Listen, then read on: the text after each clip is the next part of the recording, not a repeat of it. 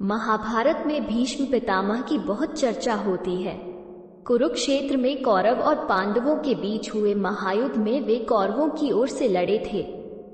माघ माह के कृष्ण पक्ष की नवमी को भीष्म पितामह की जयंती और शुक्ल पक्ष की अष्टमी तिथि को निर्वाण प्राप्त किया था। जानते हैं उनके बारे में 10 खास बातें। 1. अंतिम कौरव कुरु के वंश में आगे चलकर राजा प्रतीप हुए, जिनके दूसरे पुत्र थे शांतनु। शांतनु का बड़ा भाई बचपन में ही शांत हो गया था। शांतनु के गंगा से देवव्रत भीष्म हुए।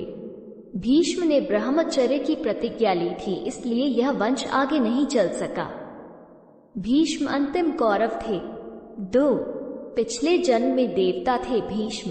शांतनु से गंगा का विवाह हुआ। गंगा से उन्हें 8 पुत्र मिले, जिसमें से 7 को गंगा नदी में बहा दिया गया और 8वें पुत्र को पाला पोसा। उनके 8वें पुत्र का नाम देवव्रत था। ये देवव्रत ही आगे चलकर भीष्म कहलाया। भीष्म पिछले जन्म में 8 वसुओं में से द्यू नामक 8वें वसु थे। एक श्राप के चलते उन्हें मनुष्य जन्म लेना पड़ा। 3. भीष्म प्रतिज्ञा।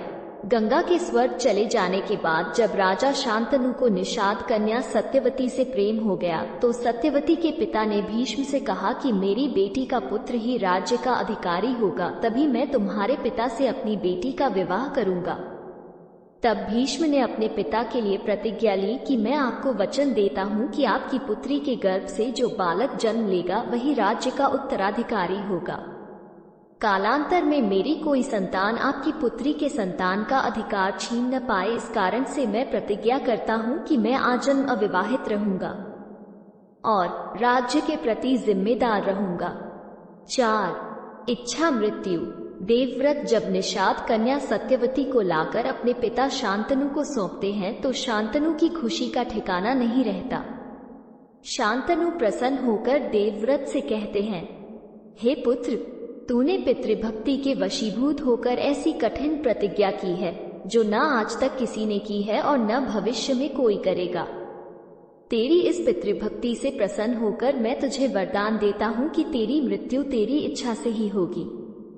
तेरी इस प्रकार की प्रतिज्ञा करने के कारण तू भीष्म कहलाएगा और तेरी प्रतिज्ञा भीष्म प्रतिज्ञा के नाम से सदैव प्रख्यात रहेगी। 5. काशी नरेश की पुत्रियों का अपहरण। सत्यवती के कहने पर ही भीष्म ने काशी नरेश की 3 पुत्रियों अंबा, अंबालिका और अंबिका का अपहरण किया था। बाद में अंबा को छोड़कर सत्यवती के पुत्र विचित्रवीर्य से अंबालिका और अंबिका का विवाह करा दिया था। अंबा को इसलिए छोड़ा था क्योंकि वो किसी और राजा से प्रेम करती थी। बाद में उस राजा ने जब अंबा को त्याग दिया तो अंबा ने परशुराम और शिवजी की शरण लेकर न्याय मांगा। शिवजी ने वरदान दिया कि अगले जन्म में तू ही भीष्म की मृत्यु का कारण बनकर उनसे बदला लेगी। 6.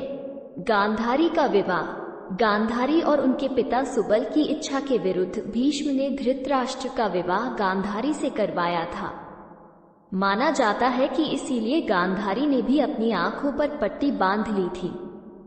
आखिर अंत में गांधारी को दावाग्नि में जलकर खुद के प्राणों का अंत करना पड़ा था। गांधारी अपनी इस दशा के लिए भीष्म को ही दोषी मानती थी। 7. द्रौपदी चीरहरण। भरी सभा में जब द्रौपदी को निर्वस्त्र किया जा रहा था तो भीष्म चुप बैठे थे। भीष्म ने जानते बुझते दुर्योधन और शकुनी के अनैतिक और छलपूर्ण खेल को चलने दिया। शरशैया पर भीष्म जब मृत्यु का सामना कर रहे थे तब भीष्म ने द्रौपदी से इसके लिए क्षमा भी मांगी थी। 8. कौरवों के साथ धोखा। ऐसा माना जाता है कि जब कौरवों की सेना जीत रही थी, ऐसे में भीष्म ने ऐन वक्त पर पांडवों को अपनी मृत्यु का राज बताकर कौरवों के साथ धोखा किया था। भीष्म पितामह के सामने अर्जुन ने शिखंड को खड़ा कर दिया था, जो पिछले जन्म में अंबा थी। अंततः भीष्म पितामह का शरीर छलनी हो गया। 9. परशुराम से युद्ध। विचित्रवीर्य के युवा होने पर उनके विवाह के लिए भीष्म ने काशीराज की 3 कन्याओं का बलपूर्वक हरण किया था, जिसमें से एक को शाल्वराज पर अनुरक्त होने के कारण छोड़ दिया था। लेकिन शाल्वराज के पास जाने के बाद अम्बा को शाल्वराज ने स्वीकार करने से मना कर दिया। अम्बा के लिए ये दुखदाई स्थिति हो चली थी। अम्बा ने अपनी इस दुर्दशा का कारण भीष्म को समझकर उनकी शिकायत परशुराम जी से की।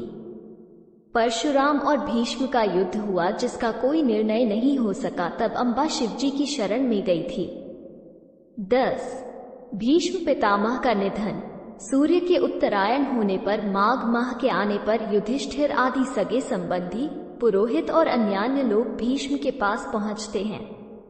उन सबसे पितामह ने कहा कि इस शरशैया पर मुझे 58 दिन हो गए हैं। मेरे भाग्य से माघ महीने का शुक्ल पक्ष आ गया। अब मैं शरीर त्यागना चाहता हूँ। इसके पश्चात उन्होंने सब लोगों से प्रेम पूर्वक विदा मांगकर शरीर त्याग दिया। सभी लोग भीष्म को याद कर रोने लगे। युधिष्ठिर तथा पांडवों ने पितामह के शर्वित शव को चंदन की चिता पर रखा तथा दाह संस्कार किया। कहते हैं कि भीष्म 150 वर्ष जीकर निर्वाण को प्राप्त हुए। भारत की बेटी को इतना प्यार देने के लिए धन्यवाद। कृपया वीडियो को लाइक करें और चैनल को सब्सक्राइब करें। आपका दिन शुभ हो।